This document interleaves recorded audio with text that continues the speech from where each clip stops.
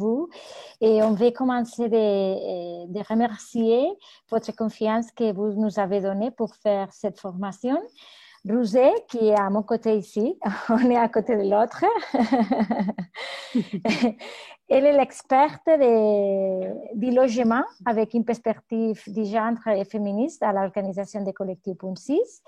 Et je l'accompagne aujourd'hui. Je suis Sarah, un autre membre de la coopérative Collectif Puncis. Et je suis l'unique membre de la coopérative qui parle français. Mon français, ce n'est pas parfait. Et je vais dire que j'habitais à la Belgique à 20 ans, déjà 20 ans, pendant quelques mois.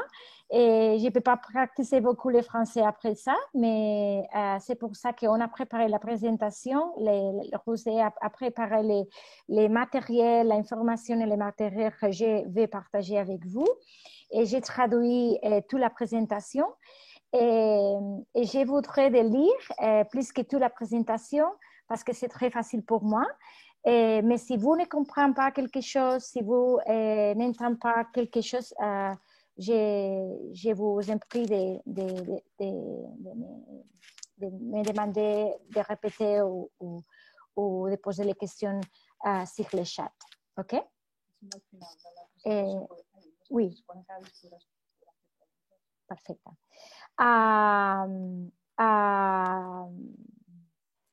La formation d'aujourd'hui commence pour une introduction conceptuelle. Je vais parler pour presque une heure. J'espère peut-être un petit 45 minutes ou une heure. Et après ça, on aura l'opportunité de poser des questions. Si vous avez des questions ou si vous voulez plus d'informations de certaines choses qu'on a partagées. Après ça, on fera une petite pause pour aller aux toilettes, pour avoir une pause. Et après ça, on fera un exercice pratique avec vous. La première part de l'exercice sera une réflexion individuelle. Et après ça, on va distribuer les différentes personnes qu'aujourd'hui vous êtes ici à un petit groupe et vous travaillerez ensemble au petit groupe pour partager la réflexion individuelle et travailler ensemble aussi en commun, avancer avec la perspective des genres au logement dans les projets que vous êtes en train de développer. OK. Si vous voulez, on est beaucoup de personnes aujourd'hui. Je pense qu'à la fin, on va être presque 30 personnes. Et peut-être qu'il n'y aura pas de temps de nous présenter toutes les personnes ici. Je pense que vous connaissez. Et c'était José et Sarah qui ne connaissent pas à vous, mais si quand vous faites des questions, vous voulez dire votre nom, et ça sera un plaisir aussi de vous connaître un peu plus. OK? Il n'y a pas d'autres questions. On va commencer. Je vais commencer avec la présentation. OK. Voilà.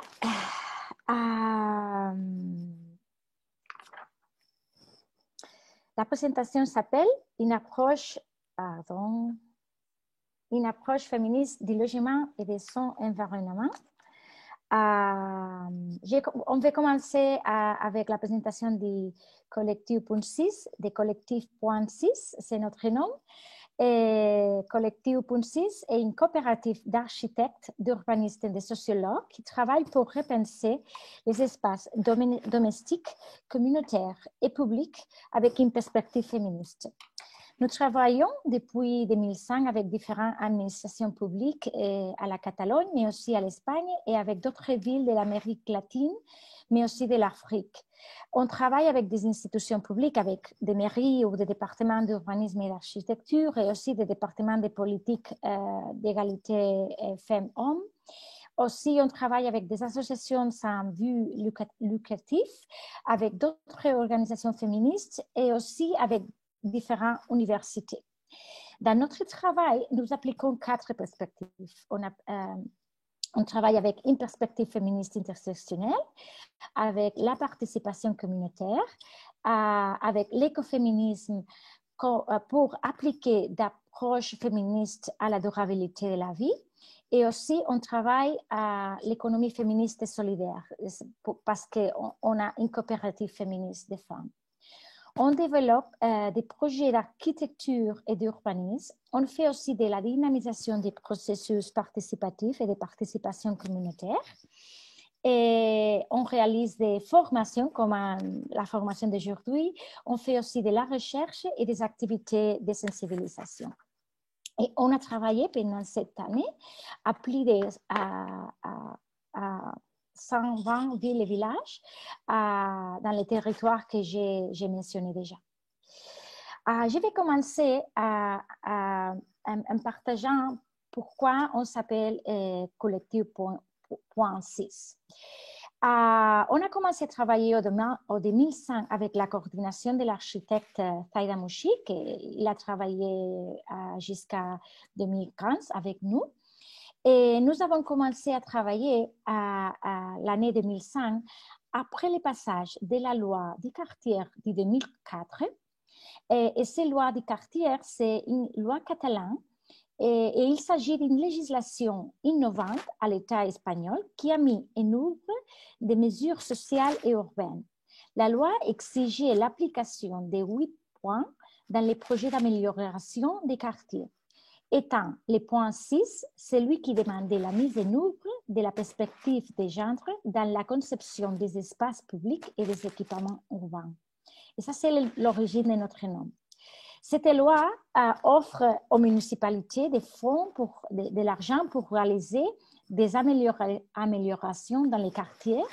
Et pour recevoir de l'argent, les municipalités doivent inclure tous les points de la loi et éteindre les points sur à un point. Et que c'était essentiel pour recevoir de l'argent. Et dans ce moment, beaucoup de municipalités ne savaient pas comment intégrer les perspectives des genres dans l'urbanisme et on a commencé à recevoir des demandes d'assistance et de formation pour aider les municipalités à développer les projets d'amélioration des quartiers. C'est très important de dire que ces lois étaient possibles parce qu'il y avait une coalition progressiste dans le gouvernement de la Catalogne dans ces moments, mais surtout parce qu'il y avait des femmes féministes dans l'Institut catalan des femmes qui développaient de nombreux changements et lois dans le domaine du féminisme, après des décennies de mouvements féministes à la Catalogne. Après ça, il y a d'autres législations qui ont été approuvées à la Catalogne. Les lois d'urbanisme de Catalogne de 2005, qui a été modifiée en 2012, obligent à développer une mémoire sociale avec évaluation de l'impact des genres à toutes les actions urbanistes. Et plus récemment, les lois catalanes de l'égalité entre femmes et hommes de 2015 obligent à intégrer une perspective de genre dans les procès de l'aménagement urbain avec la participation des femmes. Et pour nous, c'est très important aussi de donner ce contexte quand on parle d'urbanisme féministe et quand on parle du logement.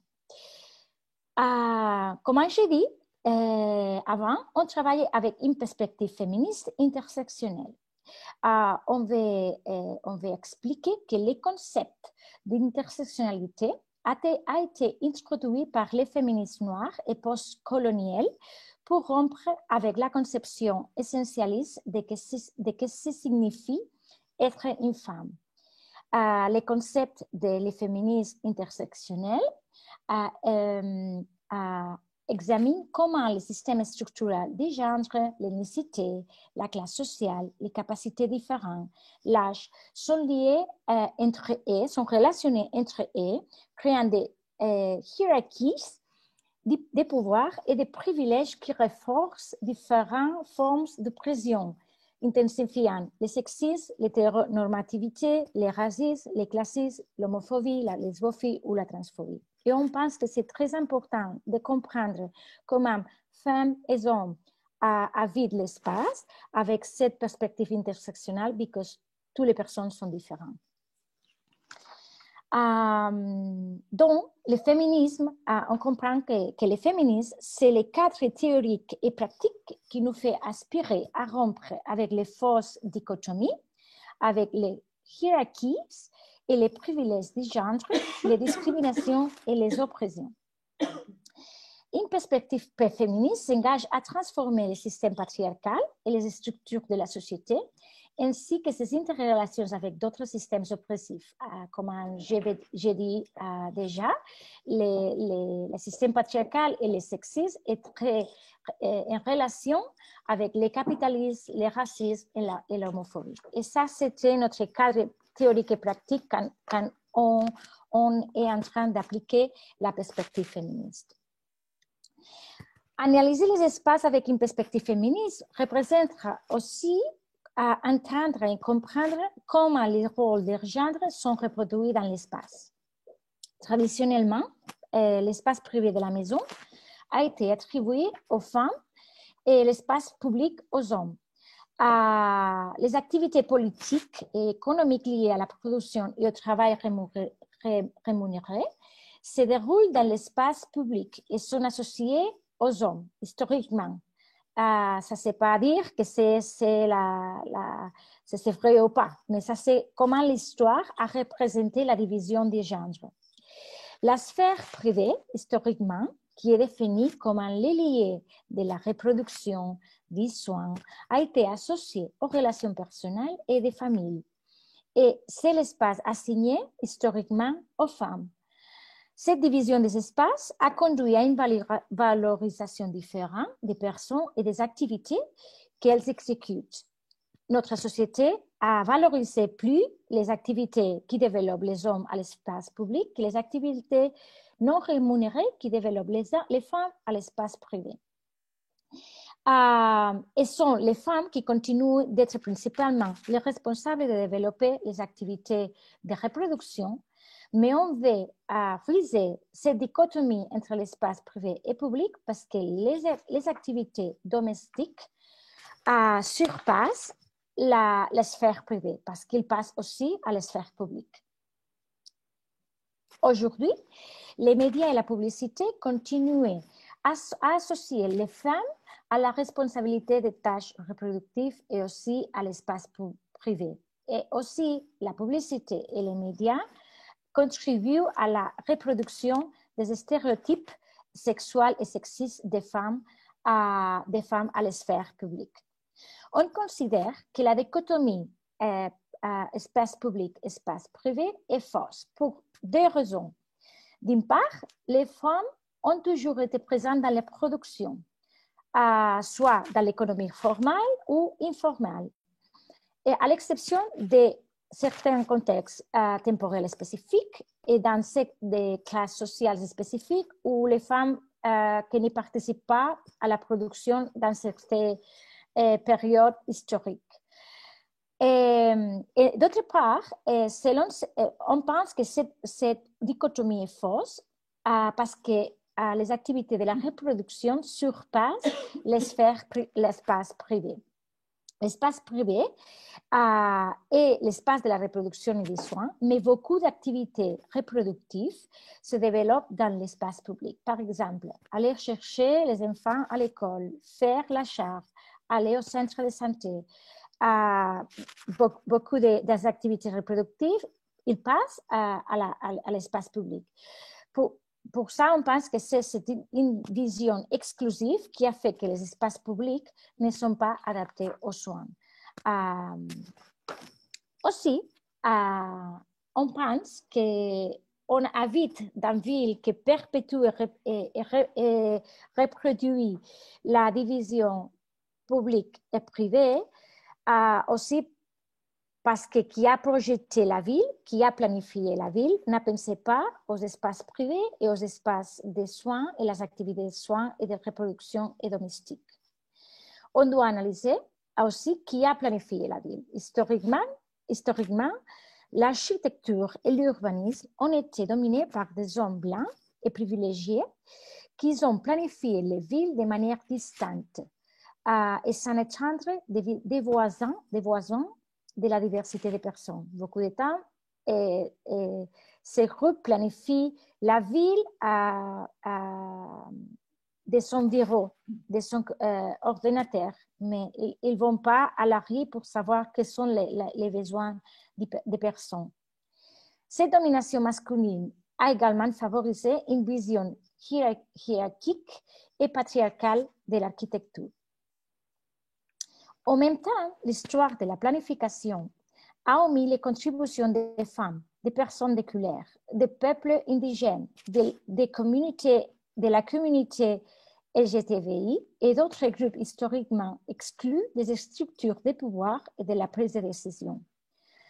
Et il y avait beaucoup de femmes et de personnes de couleur qui ont contribué à l'architecture et l'urbanisme, mais l'éducation et l'histoire a fait invisible toutes les apportations et le travail.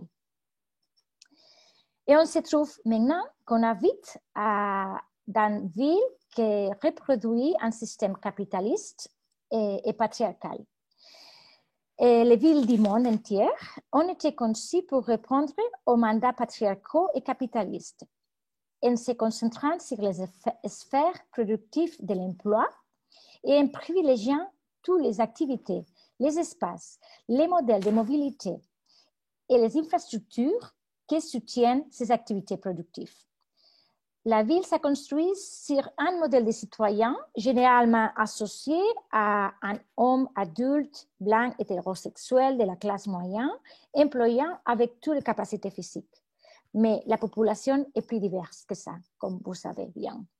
Ce modèle de planification est généralement considéré comme un science spécialiste aussi, très éloigné de la réalité et qui planifie souvent des spécialistes qui planifie souvent au bureau et se promène rarement dans les quartiers, comme j'ai dit déjà.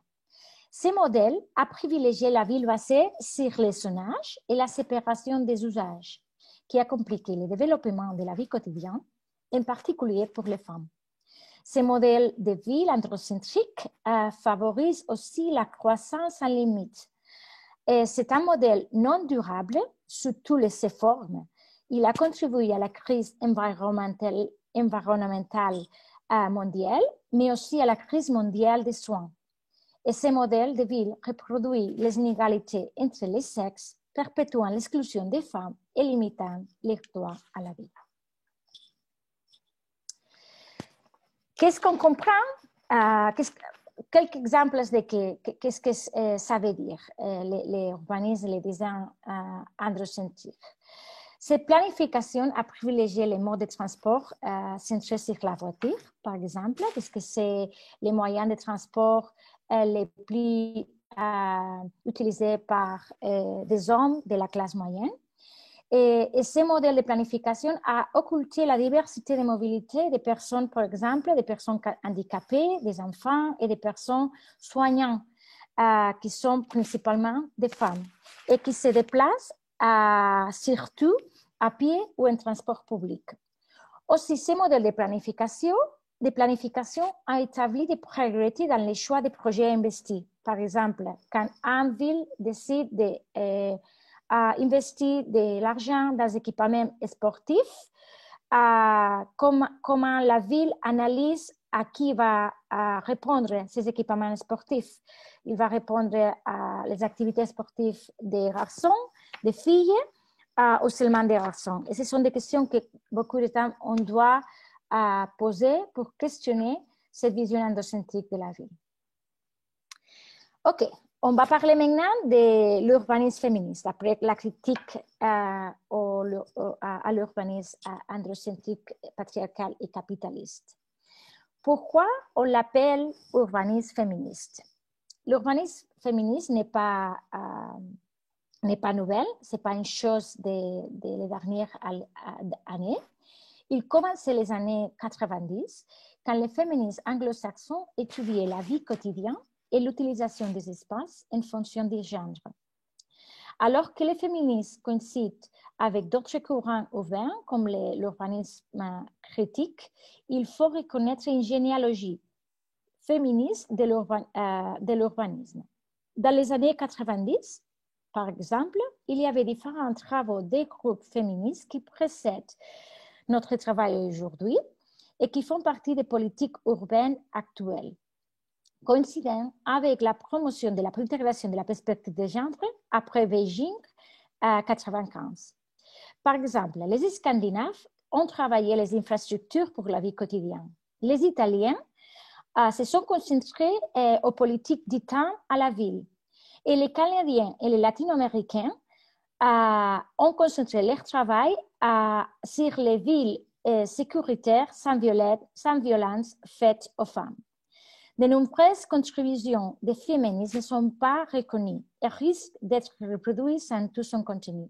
C'est pour ça qu'on aussi on a l'activisme d'appeler cet urbanisme féministe. Un exemple actuel de comment ces contributions ne sont pas reconnues est très proche à la Belgique. Un exemple actuel, c'est la ville de 15 minutes, adoptée par la ville de Paris, qui a été annoncée comme une invention d'un homme architecte.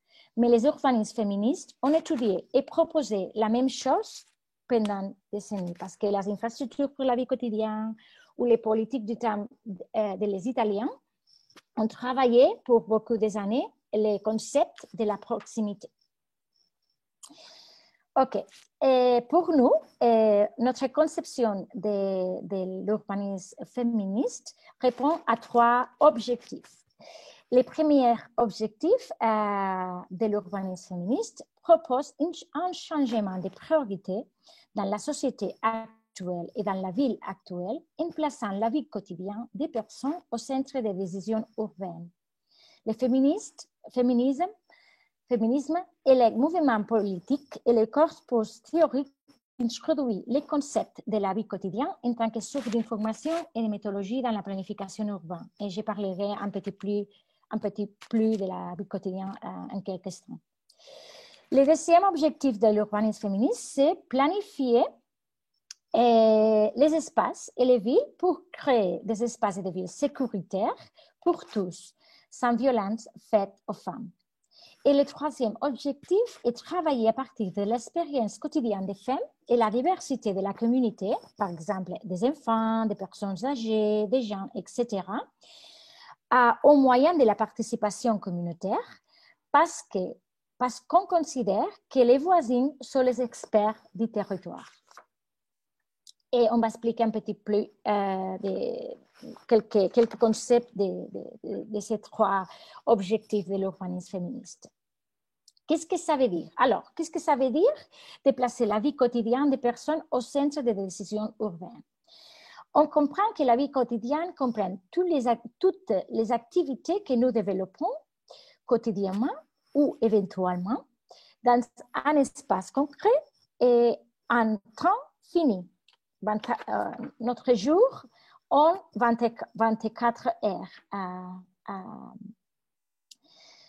Quand on analyse la vie quotidienne, on l'analyse de la façon suivante. Pour nous, la vie quotidienne est composée de 4 sphères. La sphère productive, que c'est la sphère où on développe les activités de travail payées.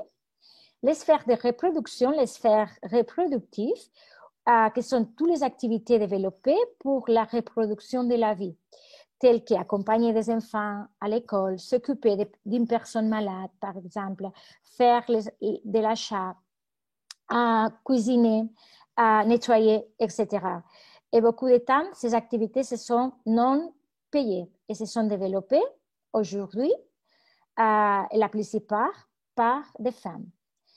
La troisième sphère, c'est notre propre sphère. Et ce sont des activités que nous faisons pour nous-mêmes.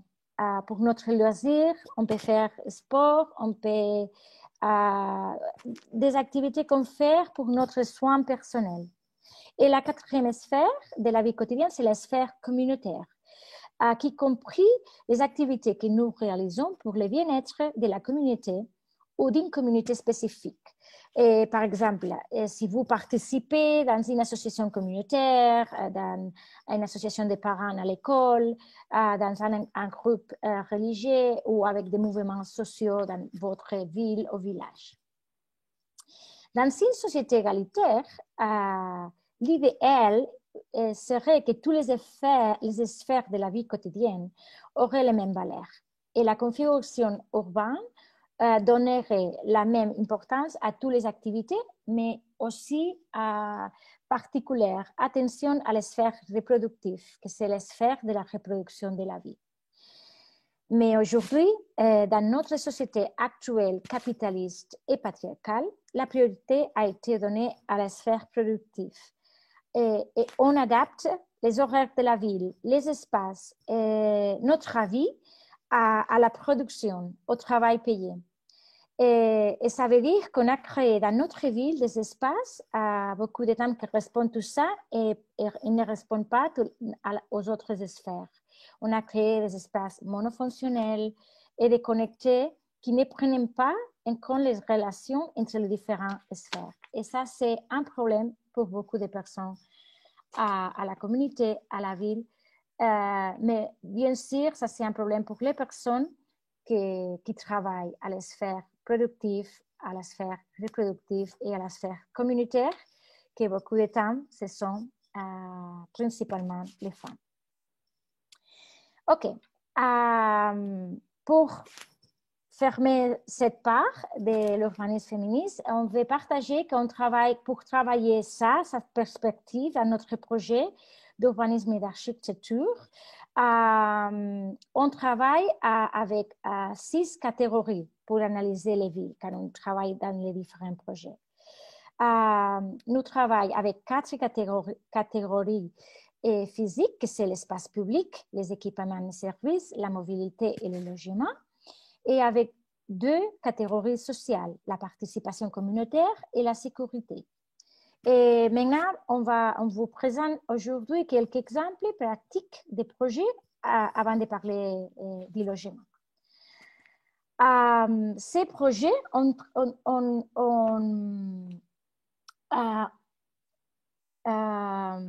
pense que pour travailler et pour appliquer la perspective féministe, la participation communautaire, c'est essentiel pour reconnaître et rendre visible ce qui se passe dans un espace.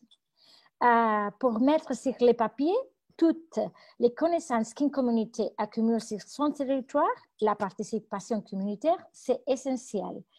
Dans les procès et les projets que nous travaillons, on va favoriser la participation des femmes parce que traditionnellement, la participation et l'urbanisme a sous-estimé dans les planifications urbaines aux femmes en tant qu'expertes et aussi en tant que voisines. Mais aussi, on fait de la participation communautaire avec d'autres personnes qui ont été exclues de l'urbanisme. Et on utilise une perspective intersectionnelle. Et on ne va pas entrer en beaucoup de détails, mais on utilise des différents outils participatifs pour travailler et pour adapter la situation et les projets aux différents groupes avec qui nous travaillons. Et vous pouvez regarder ça aux photos.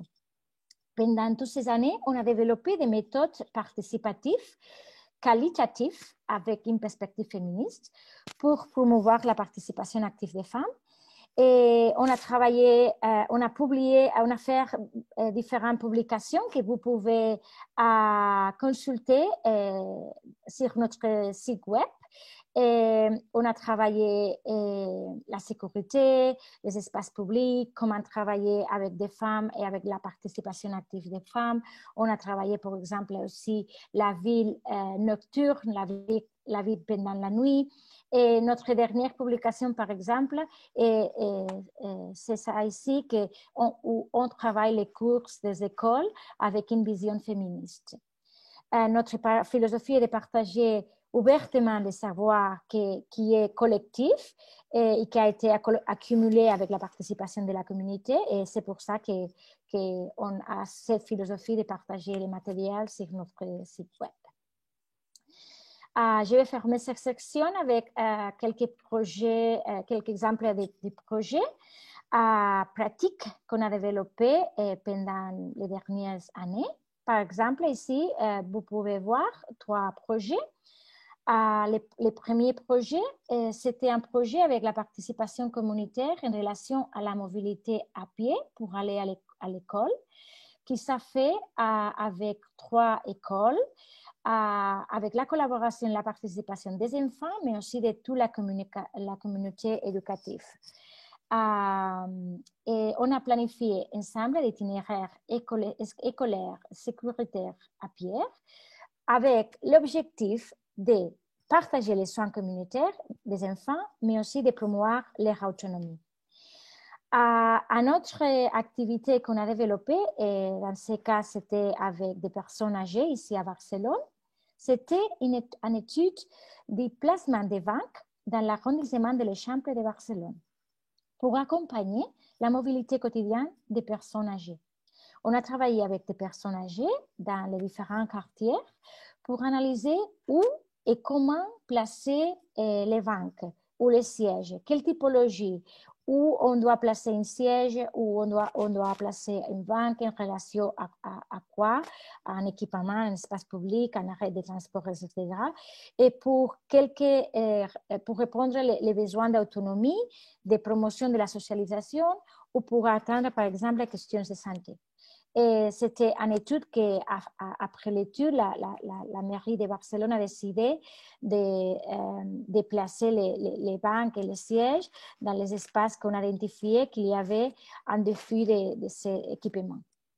Et le troisième exemple est un projet avec la ville de Barcelone aussi pour intégrer la perspective de genre dans la pacification d'une avenue que c'est très pollué, avec beaucoup de la pollution et avec beaucoup de trafic, c'est l'avenue Méridien.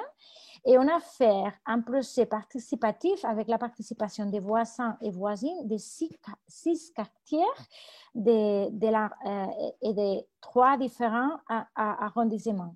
On a fait l'atelier participatif avec des enfants, avec des femmes, avec des personnes handicapées et des jeunes pour penser comment améliorer la mobilité à pied et à vélo et aussi réduire le trafic et l'espace pour les voitures. Dans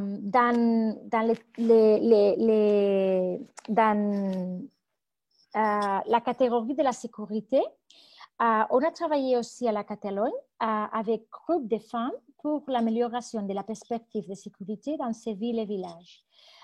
Les dernières 5 années, nous avons réalisé plus que 50 marches exploratoires avec différentes municipalités pour identifier quelles sont les principales limites et les principaux éléments physiques et sociaux qui affectent la perception de sécurité des femmes dans ces villes et dans ces quartiers.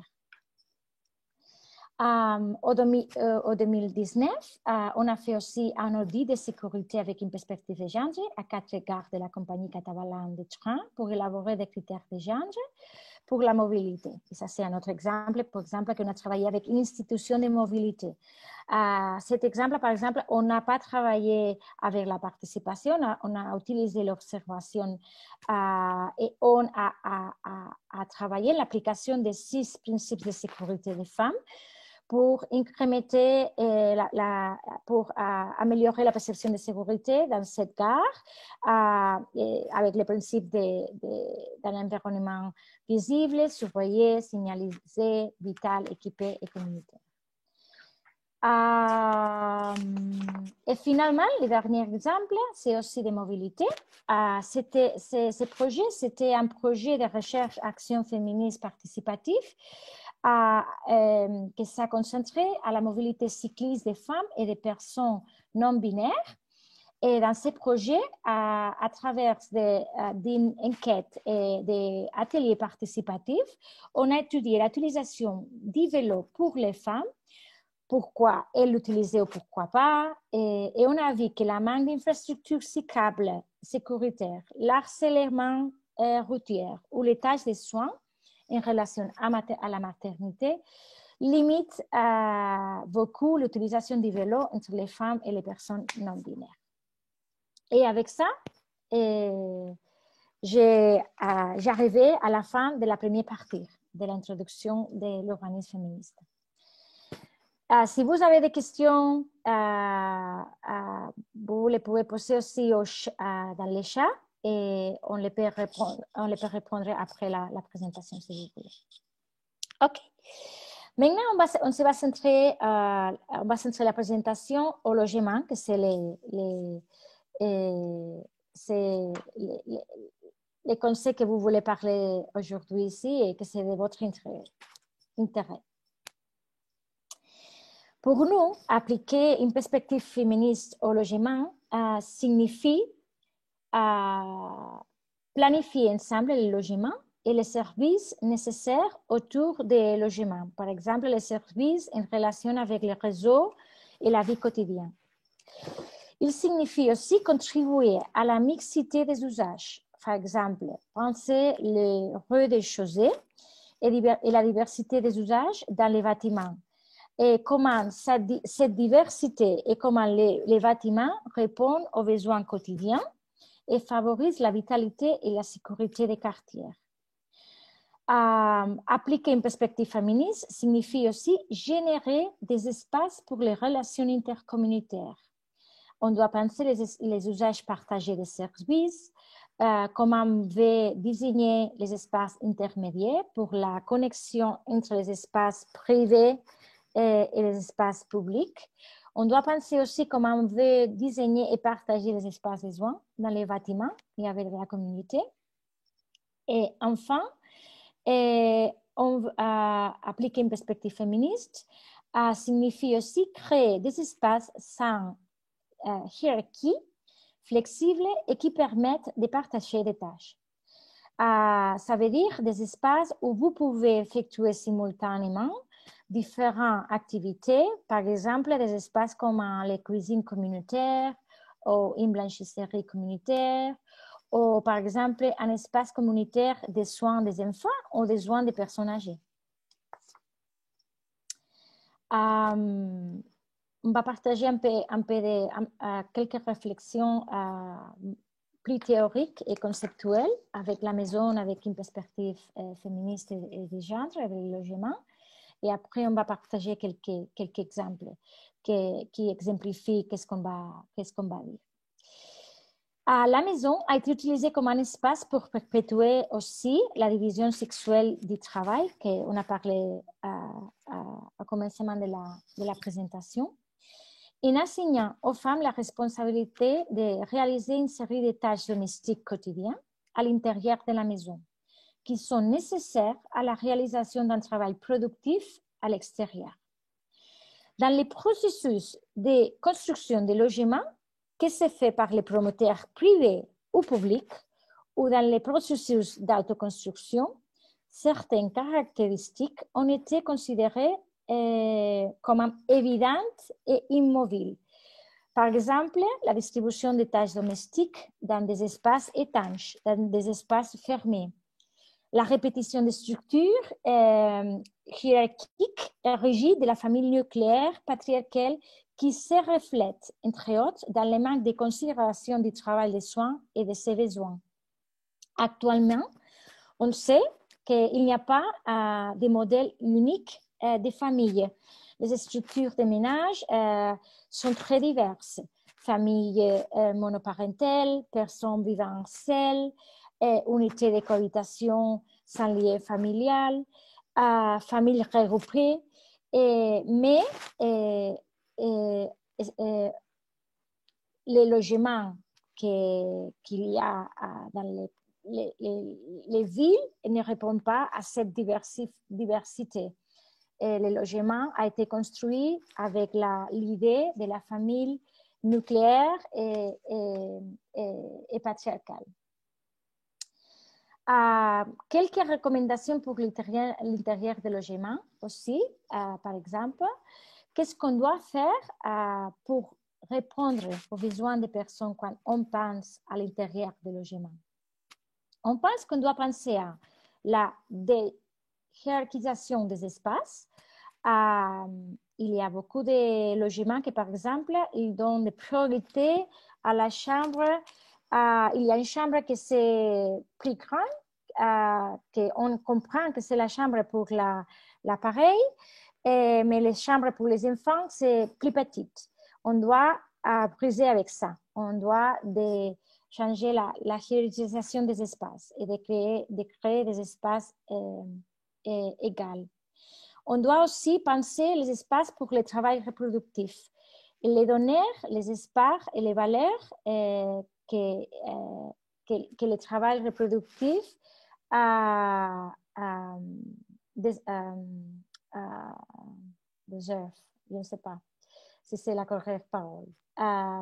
On doit aussi penser des espaces pour le travail productif aussi. Pourquoi on ne peut pas, avec le contexte de la pandémie, ça c'était une question que ça a été très visible. On doit penser aussi des espaces de stockage, des systèmes passifs de contrôle de l'environnement, l'orientation, la ventilation naturelle, transversale, etc.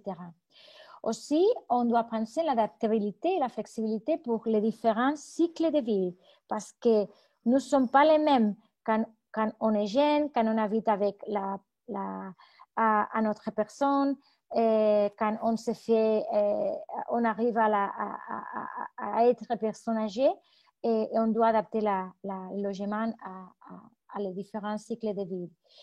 On doit aussi adapter les espaces extérieurs, les toits, les terrasses, et incorporer aussi de la végétation dans les bâtiments. Et on doit intégrer des zones d'autres habitations et du volume. Pour nous, c'est très important aussi à comprendre les logements, pas seulement à l'intérieur, mais aussi la relation des logements avec son environnement. On doit savoir que les problèmes du logement vont au-delà de sa configuration physique. Le logement est conçu comme un droit, mais l'accès au logement et la jouissance des conditions d'habitabilité appropriées sont des problèmes structurels de notre société.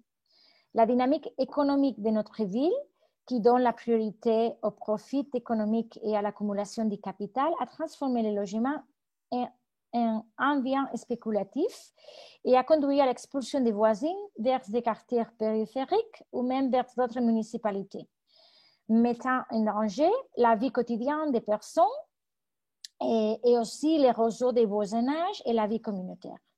Dans ce contexte de crise économique et de logement, c'était essentiel d'élaborer des stratégies d'accessibilité au logement pour l'ensemble de la population et en répondant à la diversité d'expériences et de besoins.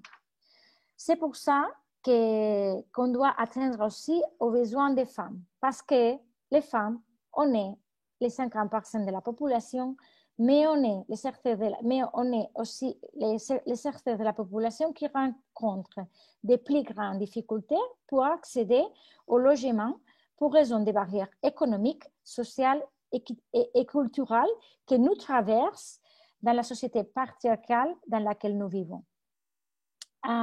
Aussi, c'est essentiel de procéder à une analyse intersectionnelle, car pour les femmes migrantes, par exemple, les femmes âgées, les chefs de familles monoparentales ou les femmes avec une diversité fonctionnelle, parce que les difficultés et la diversité se multiplient.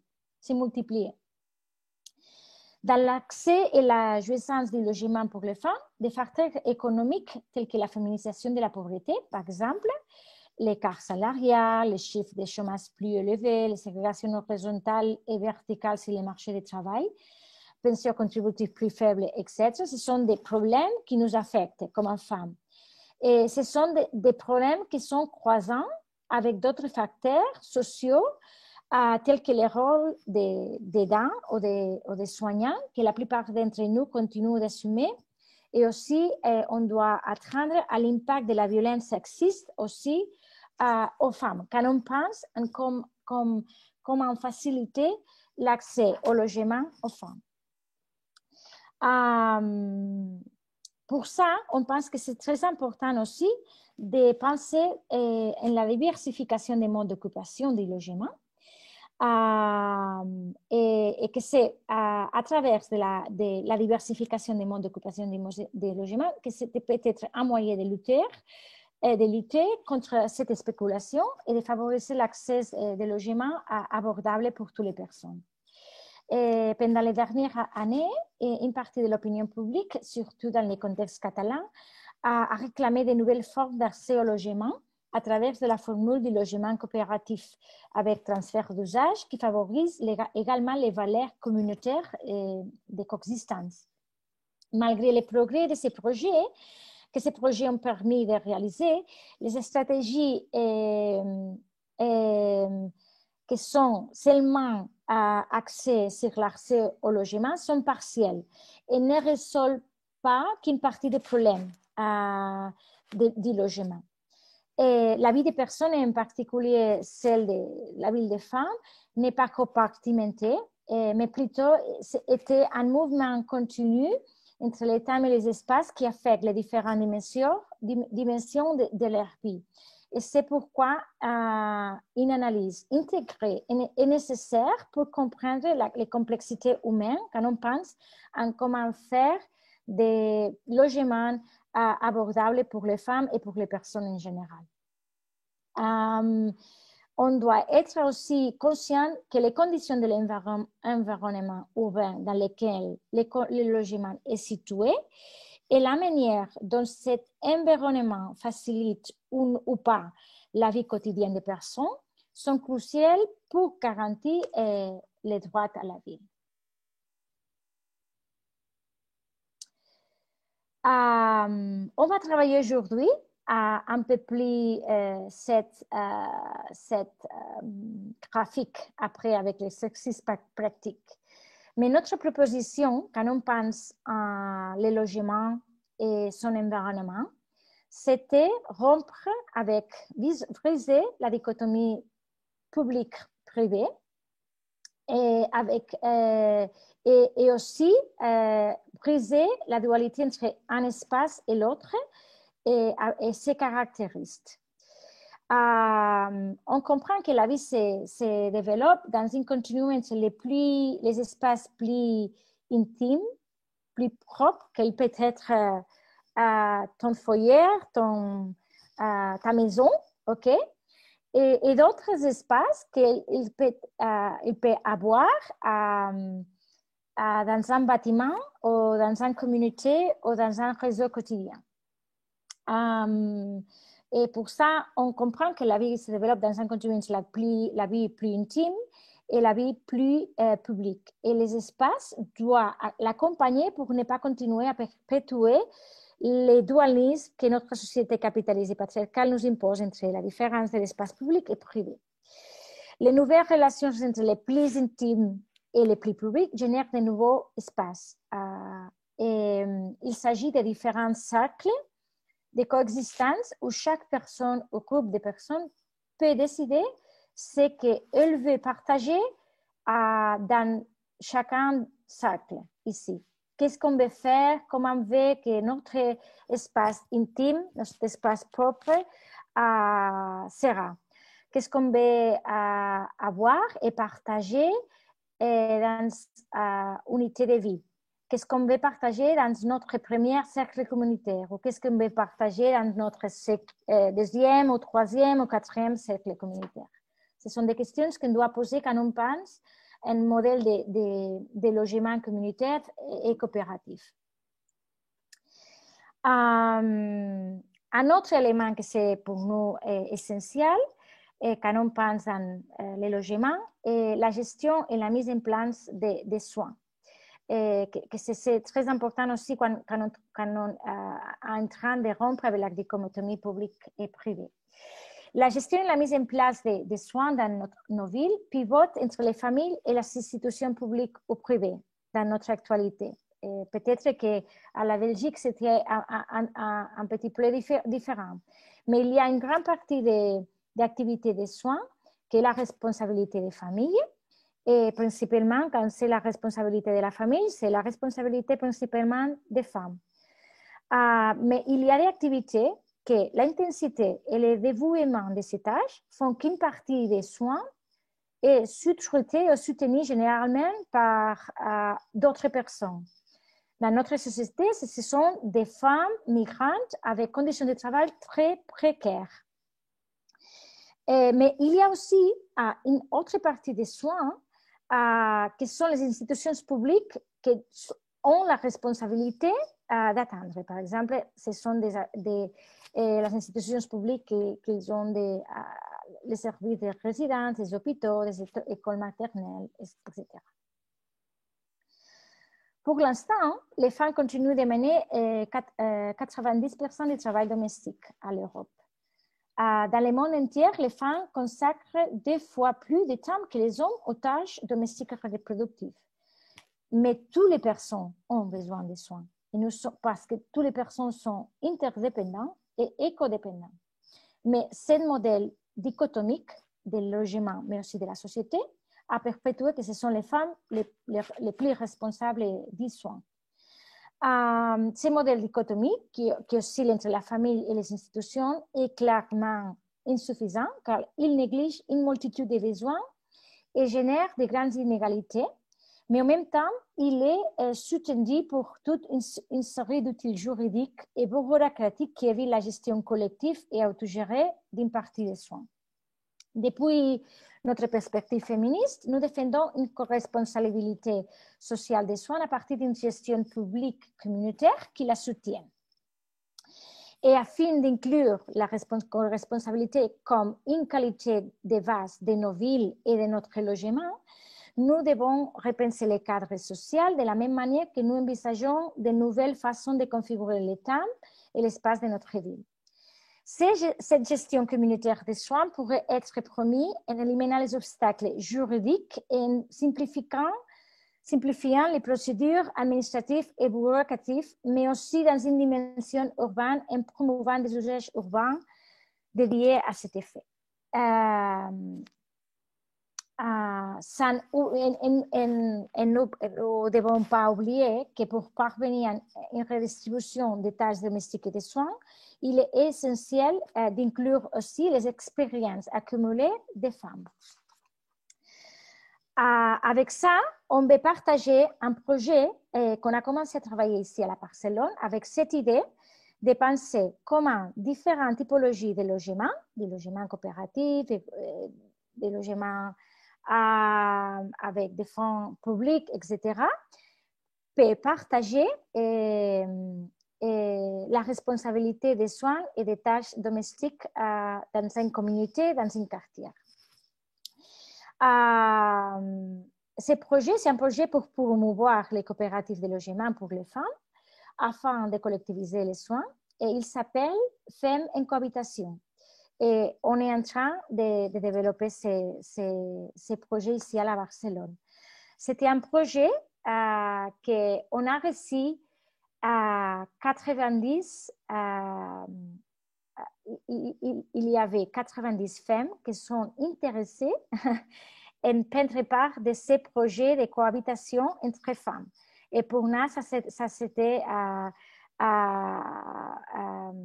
surprise, je pense que c'est les mots, les conseils en surprise, parce qu'on ne peut pas espérer que beaucoup de femmes seront intéressées en faire un logement collectif exclusif seulement pour les femmes. On est arrivé à ces projets aussi avec l'inspiration d'autres projets qu'ils ont passés à l'histoire aussi. Et pour ces projets, la première partie des projets des femmes en cohabitation, on a rassemblé quelques contributions collectives antérieures des théoriciens et d'activistes féministes qui ont proposé de partager des services communs en dehors de revendiquer que les tâches de soins et de reproduction doivent être une responsabilité sociale et publique et pas seulement une responsabilité des femmes. Des exemples. Un exemple que c'est ancien. On veut dire que la généalogie de ces contributions se peut trouver aussi, par exemple, dans les livres de Zaira Mouchi, Femmes, Maison et Ville, qu'elle a ramassé beaucoup d'expériences, des contributions aussi des femmes à l'architecture et à la vie en communauté. Et nous avons choisi deux exemples pour les montrer ici.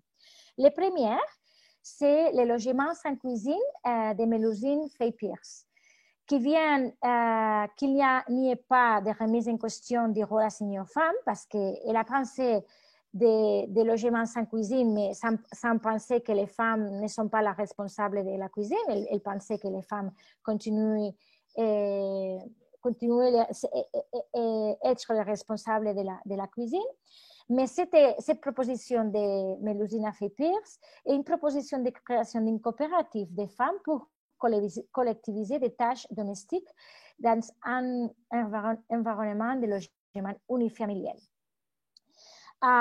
Au centre de ce regroupement se trouvait une cuisine. C'est aquesta? O la de baix, ici. Et une blanchisserie centrale organisée. Les femmes s'organisent en équipe pour distribuer les tâches. Ça, c'est un exemple de le siècle XIX. Un exemple du XXe siècle, de les années 90 à Montevideo, Uruguay, c'était la coopérative de femmes Mujefa. Je pense que vous savez que Uruguay a une histoire de mouvements de logement coopératif. Et c'était la première coopérative de femmes dans le pays.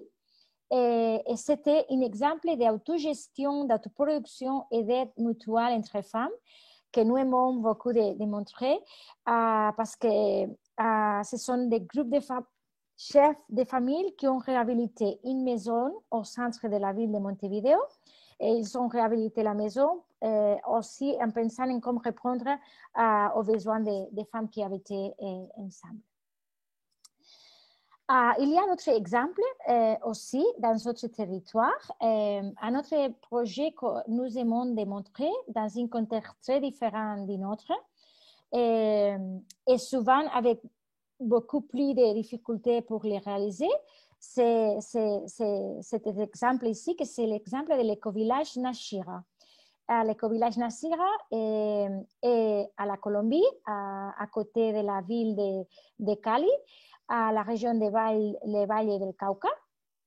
Et il s'agit d'une communauté de 88 femmes, chefs de famille, qui construisent une alternative au manque de logements décents et productifs. C'était un éco-village, c'était construit avec des critères durables, avec l'autoconstruction et l'auto-organisation des femmes. Et aussi, c'était un village où il y a des femmes qui habitent, ils avaient l'expérience de violences faites aux femmes et elles ont décidé d'aller dans un village et de s'éloigner de la ville pour créer aussi un projet économique. Et il y a une part de ces projets qui c'est aussi productif pour se gagner de l'argent et pour développer sa vie. Et c'est un très beau exemple qu'on aime beaucoup de partager et on peut vous partager plusieurs informations si vous voulez. Il existe aussi d'autres projets dans notre société d'autogestion et de soins communautaires. Il y a aussi des projets qui viennent, qu'ils ont fait par l'institution. Par exemple, ici à la Barcelone, il y a un programme qui il s'appelle Radars. C'est un projet de la mairie de Barcelone qui vise à améliorer l'autonomie des personnes âgées. Et ce qui se fait, c'est que les personnes âgées qui habitent seules à sa maison, il y a un réseau de différents magasins dans les quartiers qui sont en relation avec les personnes âgées pour savoir comment c'est la relation de santé, etc. Et pour être notre manière de soigner les personnes âgées. C'était une petite action qui a eu un grand impact à la ville et sur les personnes âgées qui habitent seules. Il y a d'autres groupes d'autogestion. Ici, par exemple, des groupes d'autogestion d'éducation et groupes de coopération publique-privée, par exemple, l'exemple de la Borda, que c'est une coopérative de logement en cession d'usage de terrains publics, ou un groupe de personnes décidées de partager certaines activités dans certains espaces. Ils ont une cuisine communautaire, etc.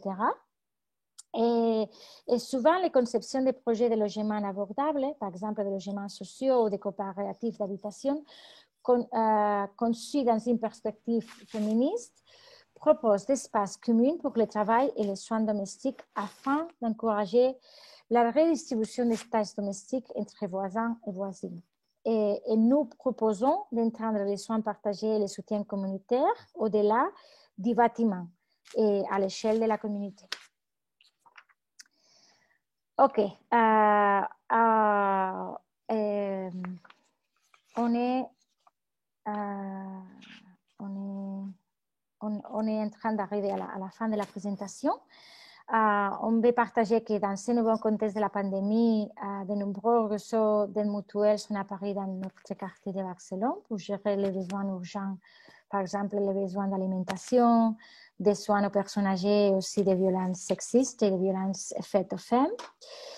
Et à la fin, on va finir avec les derniers exemples des projets de logement communautaire, que c'est un autre projet idéé par Rosé, que c'est l'experte, et que c'est les réseaux de soins communautaires autour des logements. Dans notre vision, que c'est essentiel que les politiques de logement placent la vie des gens au centre des décisions, on a pensé qu'une façon de lutter contre la spéculation et de promouvoir l'accès au logement abordable et de diversifier les modèles et les stratégies.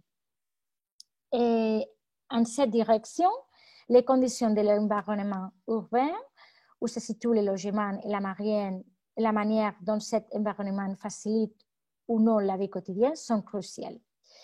C'est pourquoi, avec une perspective féministe, nous proposons les réseaux communautaires de soins dans les milieux du logement.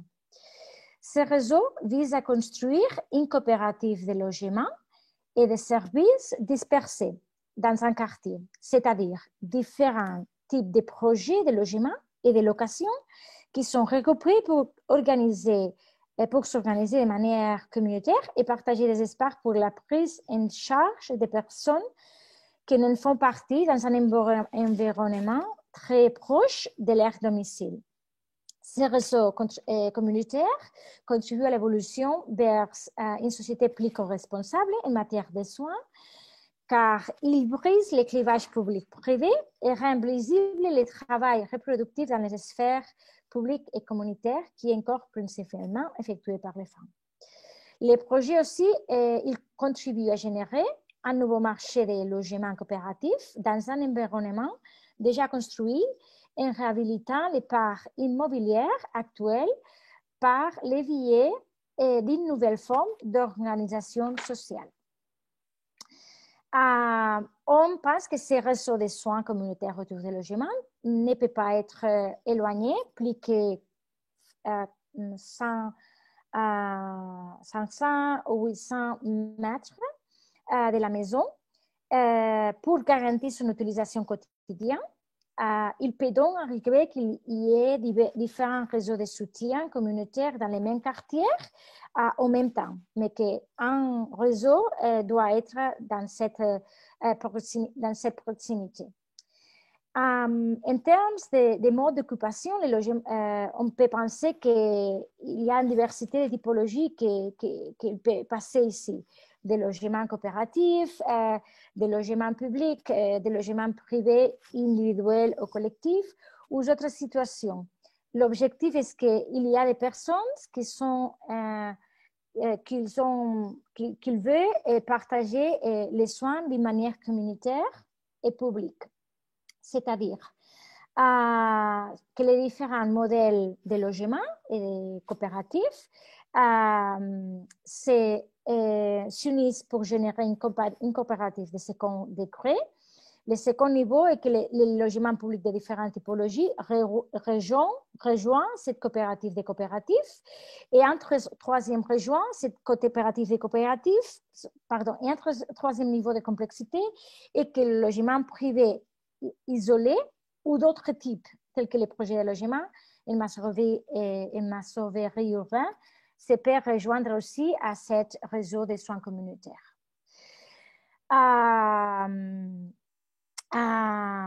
Afin de soutenir la prise en charge des personnes qui font partie du réseau, on pense que c'est très important de créer des espaces pour partager les différentes activités réparties entre les différents projets de logement et qui font partie du réseau ou dans d'autres espaces de l'environnement. Par exemple, en utilisant les rez-de-chaussée, les bâtiments, les terrains vagues, les bâtiments en cours de la réhabilitation, etc. On pense qu'il doit exister deux types d'espaces ou d'infrastructures pour développer les réseaux. Il y a les activités qui ont besoin de support physique, c'est-à-dire d'un espace physique et plus visible, appelé infrastructure matérielle. Et un autre part, qui sont les infrastructures douces, qui sont les stratégies sociales pour partager la vie quotidienne de gestion et d'utilisation du temps, qui n'ont pas besoin d'un espace délimité, mais d'une forme d'organisation et d'auto-organisation. Dans le cadre de ce projet, on a développé aussi un exercice pour illustrer notre proposition d'infrastructure douce et matérielle, une infrastructure matérielle, afin de donner une idée de la façon dont cela pourrait être, toujours en fonction des personnes qui font partie de ces réseaux. Et cette illustration, c'était un exercice qu'on a demandé à une copine qui ont fait beaucoup de travail pour illustrer les concepts et les travaux qu'on développe à Collectif Punsis. Il y a d'autres projets qui sont en train de travailler aussi sur l'idée des coopératives dispersées ou des propriétés dispersées. Et à l'actualité, par exemple, à Montevideo, maintenant, au Uruguay, il y a des projets de réhabilitation du centre avec le projet Fincas, que si vous voulez, vous pouvez aussi avoir plusieurs informations ici dans le site web de la ville de Montevideo. Mais aussi ici à la Barcelone, la Fondation Dynamo, avec le projet pilote de faire un recensement des logements privés avec des personnes âgées pour générer un parc immobilier coopératif. Et à la fin, pour finir, j'espère que vous m'avez compris, pour nous, tous ces projets qu'on a expliqué, qu'on a partagé avec vous, et en particulier ces réseaux communautaires, on pense qu'ils contribuent à l'évolution vers une société plus responsable en matière de soins et en matière de logement. Pour nous, ce projet est très important parce que numéro un, c'est une façon d'utiliser la vie quotidienne pour analyser le rôle de l'espace dans l'environnement. Et ça signifie accorder une valeur égale à toutes les sphères de la vie. La productive, la reproductive du travail domestique et soins, la communautaire et la personnelle. Ces projets aussi, c'est un aide pour reconnaître les valeurs sociales du travail reproductif non rémunéré et de promouvoir une répartition plus équitable entre les sphères. Troisième, C'est un projet qui travaille pour briser le clivage public-privé entre les sphères publiques du foyer et les sphères privées du foyer et les sphères publiques, en faisant entrer le travail domestique et de soins dans l'espace public. Quatrième, on doit comprendre que cette organisation quotidienne a des implications sur l'aménagement urbain aussi, la santé et le bien-être qui influencent les aspirations des personnes qui habitent à la ville. Cinquième, ce projet peut contribuer à démocratiser les politiques de logement et à faire en sorte que la participation active des femmes soit centrale dans les recherches de solutions de logement abordables et pour une société plus équitable. Et troisième, numéro 6, générer un nouveau marché de logement coopératif. C'est un projet qui peut générer un nouveau marché de logement coopératif dans un environnement déjà construit, en réhabilitant les parts de logements existants grâce à une nouvelle forme d'organisation sociale. Ça veut dire qu'on ne doit pas de faire de nouveaux logements, mais de réhabiliter et de travailler avec la configuration physique existante dans notre quartier et dans notre ville. Et avec ça, j'ai fini mon intervention. Merci beaucoup. Moltes gràcies.